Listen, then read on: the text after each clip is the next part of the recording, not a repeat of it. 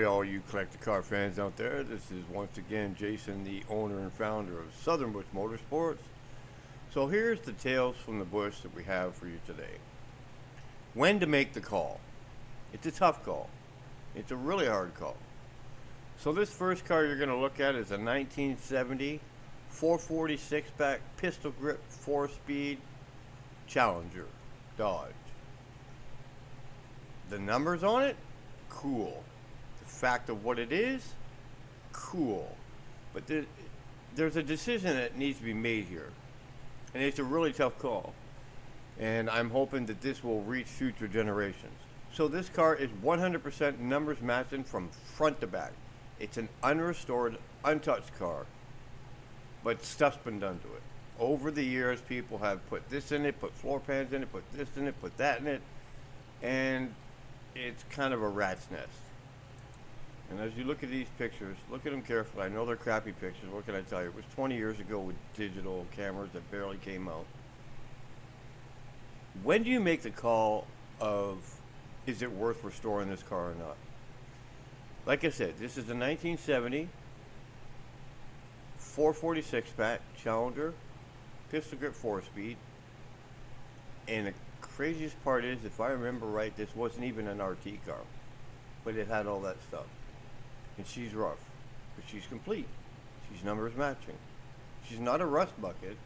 It didn't look like it, but a lot of work had been done to the car. The whole point of this Tales from the Bush is when to make that tough call of when you're trying to buy a car that needs to be restored. You're looking at how much the car is for the initial purchase price and how much it's cost going to restore it, and the fact that you're going to lose that car for 2 to 3 years, and all the parts and labors go into it, the restoration costs and all that stuff, fixing everybody else's screw ups. How much are you going to have into that car once it's restored?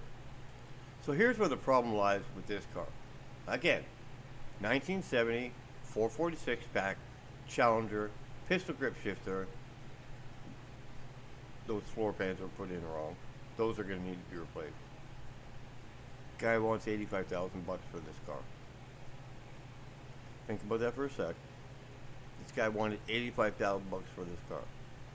Now, by all means, he should ask that kind of money for this car, because where else are you going to find this car completely unrestored, kind of partially unrestored? Look at that floor pan. That is totally done wrong. That was done by like hackers. Oh my God. So that car is going to need to come apart, completely come apart, dunked in acid, and started from the beginning. You're looking at 75 grand to restore this car. And the guy wants 80 grand for the car. There's that fine line. Man, there's that fine line on, can it be done? Is it worth it? Do you want the car this bad? Or if you're doing it for money, financially, is it worth it? In some situations, it's a really crappy call, which is why I picked these two cars. Hopefully future generations will see this stuff.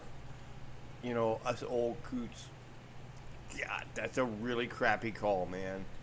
You know, 80 grand for this car as it sits, and like I said, the guy should be asking this kind of money for it because, wow, numbers matching 446 back pistol grip 4-speed Challenger, and it's not even an RT. All numbers matching. Everybody's going to say it has to be an RT. It's 446 back. No, there was options to not have the RT package. It was a stupid option because you really needed that Dana rear end. You're going to blow things out, but no, this car did not have a Dana rear end. It had an 8 3/4 rear end.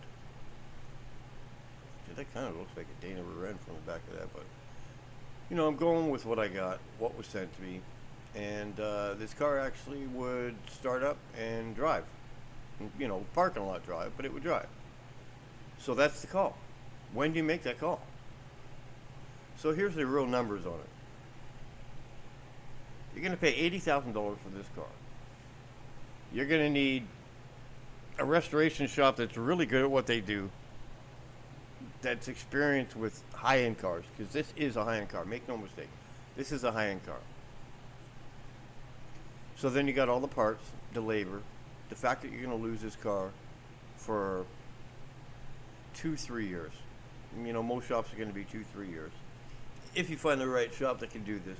Do you put NOS parts into this thing? Do you want to do it? It is a numbers matching car, and it's a pistol grip 4-speed car, so it's worth doing this car right. But you're gonna have $75,000 in the restoration. So now you're into this car for $140,000, and you got to wait 3 years. So you're really testing the market. You're gonna have 130. Let's be generous. 130 grand into this car. In 3 years from now, is this car going to be worth more than 130 grand? If you're just restoring it for yourself, do it. It's a tough call, but you should probably do it. If you can do a lot of the restoration work yourself, do it. You can't replace this car. It's a numbers matching 446 back pistol grip 4-speed Challenger, and it's got a specialty factor to it that it's not an RT. But good God, that is a really crappy call. I mean, look at that interior. Nothing has ever been done to that car. And you can kind of see a little bit of it yet. That was an original plum crazy purple car. Somebody painted it red with, it almost looked like spray cans. But that's a plum crazy purple car, black interior. You can see a little bit of the purple paint on the floorboard there, on the kick panel. I don't know, man. It's a really, really tough call. I mean, I know the guy wanted $80,000 for this car, and to him, he should get that because it's worth it. But you, as the buyer, 3 years from now, you're under this for 130 grand. Is it going to be worth it? I don't know. Now we're getting into the second Challenger that I wanted to present in this Tales from the Bush. That is a 1970 3.3 Challenger SE. That's it. Nothing to it. 1970 3.3 Challenger SE. You can see the back small soprano window. That's where the SE comes in case anybody knows, that smaller back window, it was part of the SE. Super solid car. This car actually runs and drives. This guy was driving this back and forth to work. So when this car is done and restored, what's it going to be worth? You have to make. That's what the almost impossible call you have to make. Do you restore this car or not? It is a 1970 Challenger 383 non-RT SE car, special edition, and everything's there. It's an all numbers matching car. It's a really cool car, actually. But do you restore it? Well, for what the guy's asking for, again, same situation. You're going to lose the car for 2 to 3 years. At the end of the day, this particular car, I would not put the money into it. I would, drive around the yard and have fun with it, show all your friends with it, but I wouldn't. It's not even look at that. It's just got a mile per hour gauge, no RPM gauges, nothing special about this car. Slapstick shifter, nothing special. Would I restore this car and put the money and time into it? Me personally, no, because at the end of the day, if I was in trouble, I needed to feed my family, I didn't want to sell my house, I had to sell my car. Yeah, it's an AC car. But am I going to get my money out of this car? No. If you put all that time and money into the restoration of this car, you're not going to get out of it. I mean, it was a pretty solid car. Look at that trunk. Pretty decent. A little scrapey, but that trunk could be saved. Over there. Extensions right there. Everything's pretty good. But, this is things that hopefully future generations are watching this video. I wouldn't save this car. I would save the 446 pack Challenger before, but I wouldn't save this car. I'd keep this car around for nostalgic reasons, but I don't think I would put the money into this car to restore it. But if you're really stuck on restoring this car, if you did it carefully and you bought parts cheap and you did a lot of the work yourself, you could get out of it okay. If you needed to resell it, you could probably break even. But personally, I would not buy this car to go into it thinking that you're going to make money. Because it's not a super desirable car. It's a really cool car, but it's not super desirable. And that's what this whole Tales from the Bush was, is it's a really tough decision on when somebody's asking a lot of money for a car. And, if they got a cool car, they should ask a lot of money for it. But because you have to pay that money, and you have your restoration costs, and the time that you're going to have losing that car, is it worth it? And at the end of the day, you're going to end up with a beautiful car that you've got a ton of money in. Is it going to be worth it to restore that car? Now, if you're buying this car because it's a nostalgic reason where, you know, your dad had a car exactly like this, you wanted to honor, or your mom had it, whatever, you know, forget about everything I'm saying. Just restore the thing. If you get it, money out of it when you sell it, whatever. Would this be a cool car to drive around? Trust me, you can go to one of these car meets in the future where all like got all these turbochargers and all that stuff. You pull up with this car, trust me, you're gonna turn some friggin' heads. So are you gonna be pissing your money away?